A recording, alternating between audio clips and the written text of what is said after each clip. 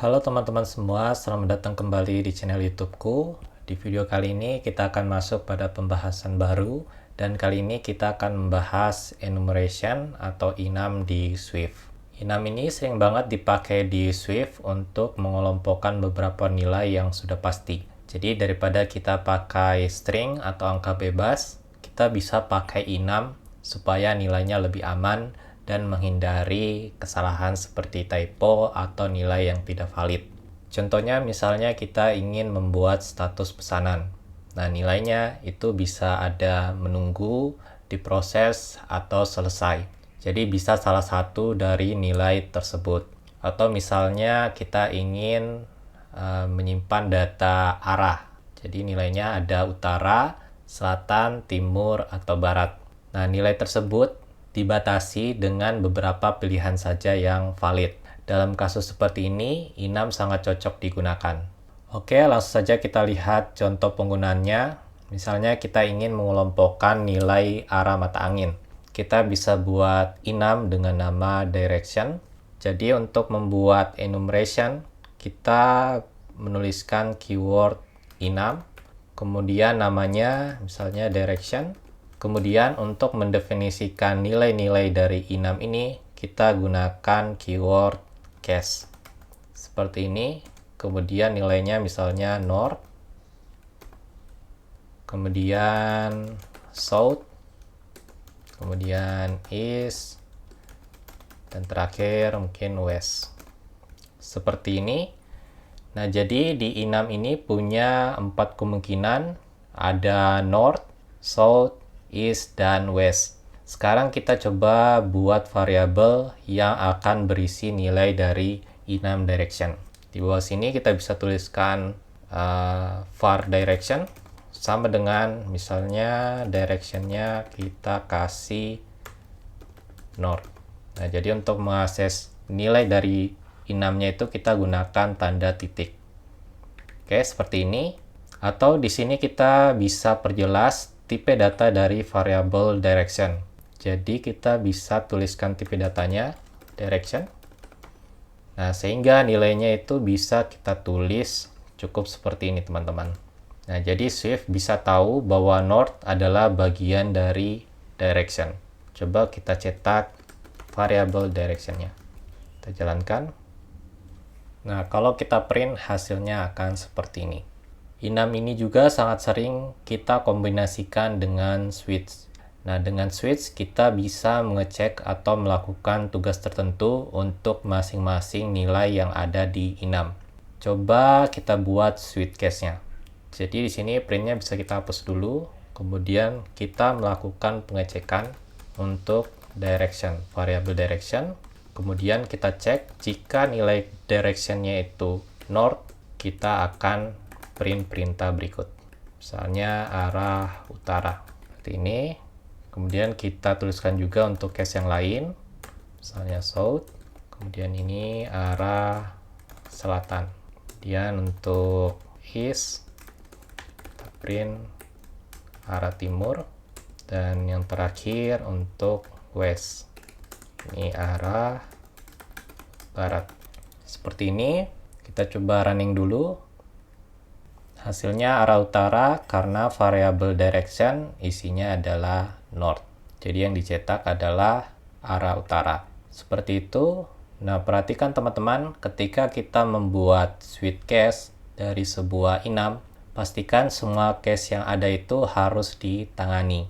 Nah, kalau ada yang kurang, Swift akan menampilkan error. Misalnya di sini kita kurangi kita hapus yang west.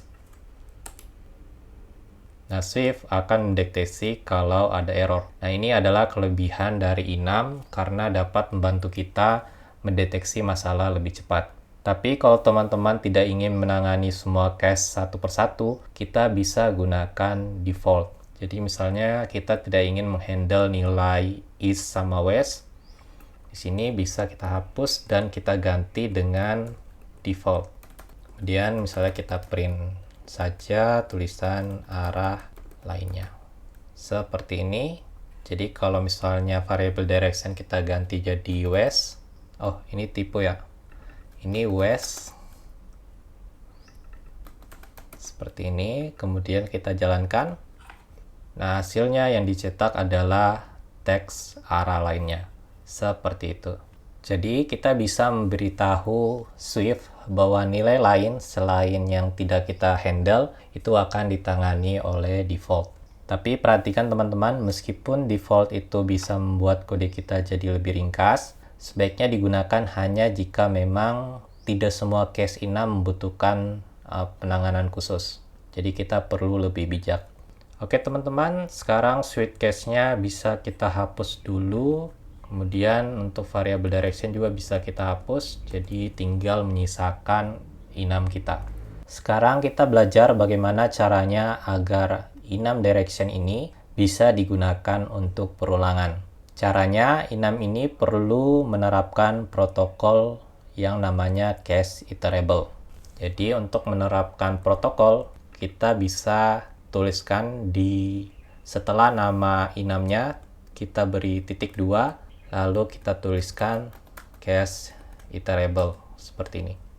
Untuk protokol ini nanti kita akan bahas di video sendiri. Intinya kalau kita ingin agar enum kita bisa di looping, kita perlu menambahkan protokol case iterable ini. Sekarang kita bisa melakukan looping untuk setiap nilai yang ada di enum.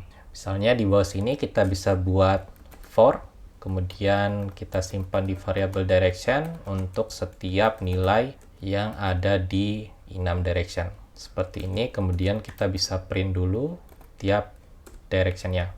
Nah, allCase ini akan berisi nilai-nilai pada enum direction dalam bentuk array. Nah, properti ini adalah bawaan dari protokol case iterable, itulah sebabnya kita bisa pakai di for loop. Sekarang coba kita jalankan terlebih dahulu. Oke, hasilnya akan menampilkan tiap-tiap nilai dari enum direction. Oke, sampai di sini cukup jelas ya. Kita lanjut ke fitur lain dari enum, yaitu kita bisa membuat nilai dasar atau raw value yang melekat pada setiap case enum. Coba kita hapus dulu kode looping kita. Ini bisa kita hilangkan. Kemudian protokolnya bisa kita hapus terlebih dahulu. Kemudian kita coba definisikan tipe dari raw value-nya. Sama seperti saat menuliskan protokol, kita bisa tulis di sini. Jadi kita bisa tambahkan titik 2, kemudian misalnya raw value-nya kita ingin semuanya bernilai string. Nah, sekarang kita bisa isi nilai dasar dari masing-masing case-nya. Misalnya untuk north, kita isi utara, kemudian south, selatan, kemudian east, kita isi timur, kemudian west, kita isi barat. Nah, untuk mencetak raw value-nya, kita bisa gunakan properti raw value. Misalnya di sini kita buat variabel baru, kita kasih nama direction, kemudian nilainya direction untuk yang north. Kemudian kita print nilai raw value-nya. Caranya kita tulis direction, kemudian titik raw value. Seperti ini, jadi kalau kita jalankan, nah yang ditampilkan adalah teks utara. Nah, biasanya raw value ini kita gunakan untuk mapping ke data API atau JSON, menampilkan teks atau untuk komunikasi dengan sistem lain. Nah, nanti kita akan coba praktekkan kalau sudah mulai membuat aplikasi yang utuh. Oke, sekarang kita hapus dulu untuk raw value-nya. Kodenya kita hilangkan dulu, seperti ini. Kita kembalikan ke seperti awal. Oke, sekarang kita masuk ke fitur enum yang lebih powerful, yaitu associate value. Nah, associate value ini artinya setiap case bisa membawa atau mengirim sebuah data layaknya sebuah function yang menerima parameter dari luar. Coba kita praktekkan pada enum direction kita. Misalnya kita ingin untuk tiap-tiap case ini, dia akan menerima associate value bernama step. Jadi kita bisa tulis seperti sebuah function. Di sini kita bisa buat kurung bulat, buka dan tutup. Kemudian kita berikan associate value step yang merupakan integer. Nah, ini bisa kita terapkan ke semua case yang lain. Nah, sekarang setiap case punya associate value dengan nama step bertipe integer. Artinya, enum ini tidak hanya menyimpan arah, tapi juga menyimpan informasi tambahan yaitu jumlah langkah ke arah tersebut. Sekarang kita buat variabelnya. Misalnya kita buat lagi variabel direction, kemudian kita panggil enum direction. Kali ini kita gunakan is. Kemudian kita bisa isi associate value-nya, misalnya stepnya 10. Selanjutnya untuk membaca associate value kita bisa gunakan switch case. Jadi di sini kita bisa mulai dengan switch, kemudian kita cek enum direction seperti ini, kemudian kita bisa tuliskan untuk case north, dan untuk mendapatkan nilai associate value-nya kita bisa tulis di sini let step seperti ini. Nah, ini bacanya jika nilai direction adalah north, maka Swift tolong ambil associate value-nya kemudian simpan di variabel steps. Jadi sekarang kita bisa mengakses associate value step tersebut di variabel step. Misalnya kita tulis teksnya ke utara sejauh tab yang sudah diisi. Kemudian kita terapkan juga untuk masing-masing case yang lain.